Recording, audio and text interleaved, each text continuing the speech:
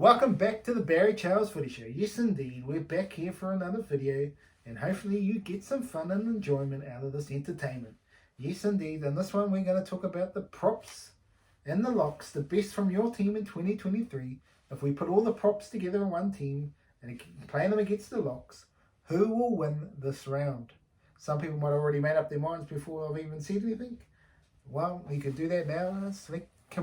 Make a commitment right now and go, yes, this is going to be the winner before you even watch it, in the comments section. Remember to like and subscribe to the channel if you love this video, and let's get to it. The props and locks of 2023, who is going to be number one out of this round and make the semi-finals? Yes, well, we had to have a look at who's going to be the fullbacks. I tell you what, this is a hard position to do when you're talking about the props, to be fair. So the prop for fullback is Luke Thompson. I just thought he was going to be the fittest propper out of the comp, who could play 80 minutes at fullback if he absolutely had to. I mean, you had to pick somebody, so Luke Thompson for me. But he's taking on Cameron Murray, and unfortunately Cameron Murray would just run rings around him.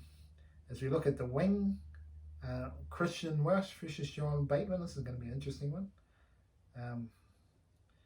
Very good game of footy here, but I think John Bateman just would have too much pace for Christian Welsh. This other side was interesting. You know, with Patrick Carrigan in the lock against Jason Tapine at prop. Well, I thought this was going to be an interesting game of footy.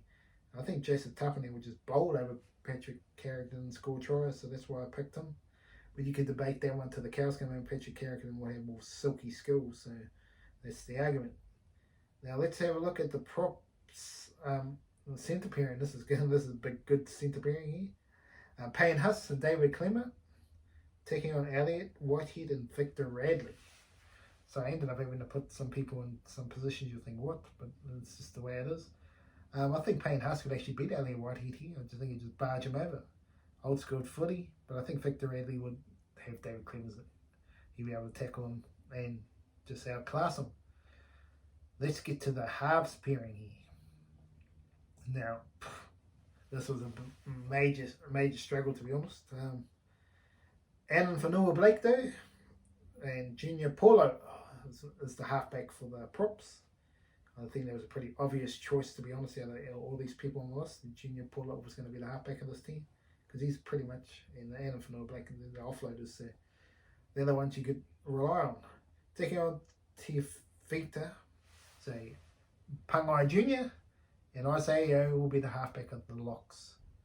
So yeah, you could argue who would win out of the 5/8s here, but I'm going for Adam Fonua-Blake. I think his offload's a bit more consistent, and he just try and barge you all day. And Junior Paulo, I would love him to get the win. I would absolutely love him to get the win. Maybe I should have put him at 5/8 so he gets the win. But Isaiah will have a better kicking game and get him around the park better. So let's have a look at the props here. You could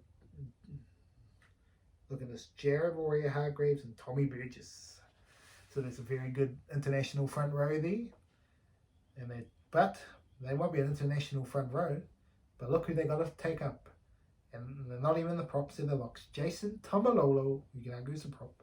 And Tino Fasamo, well, you can argue is a prop as well, but they play locks for the club. So, yeah. And even though this is a prop competition, the locks win this as well. Absolutely clear cut. James Fisher-Harris has got to take on Jazz Tavanga in the number 9 position, and Jazz Tavanga wins all day there. Jesse Bromwich, Jacob Safiti in the second row. You would think, yes, they have a good chance here, but then you add Jake Trbojevic and Jack de Belin. It's probably a tough one to pick, to be honest, but I just think the fitness of Trbojevic and Jack de Belin will cover over 80 minutes of footy. And the locks here, Toby Rudolph gets the lock here, and Dale Finucane. And Dale Finucane has Rudolph all day at lock. As we go to the bench here, Phil Tuika taking on Tommy Gilbert. Pretty similar type of footballers, but I've gone for Tommy Gilbert. Sean Kepi and Adam Elliott. It was a bit of a tough one to go here. Callum Elliott would have different skills, but Sean Kepe, in terms of the prop position, will carve up for me. Blake Lowry versus Josh King. I think Josh King would give a bit more. And Jordan McLean versus Nathan Brown. If Nathan Brown was still there, which I think he is now after John Bateman signing with the Tigers. So with Parramatta, so Jordan McLean gets carved up by Nathan Brown, in my opinion. So that's the way those squads went. And the winners of this round were the Locks. The Locks stepped up and delivered what they needed to do against the props in this video. Well, I hope you enjoyed the video. We will be back for the next video very shortly with the Locks versus the props. With the Locks getting through, and they will go on to the semi-final. We have one more video to knock it down to the semi-finalists before we get to the semi-finalists, and that'll be the second row versus the centres. So remember to smash the like button and subscribe to the channel. Barry Charles Footy Show will return shortly.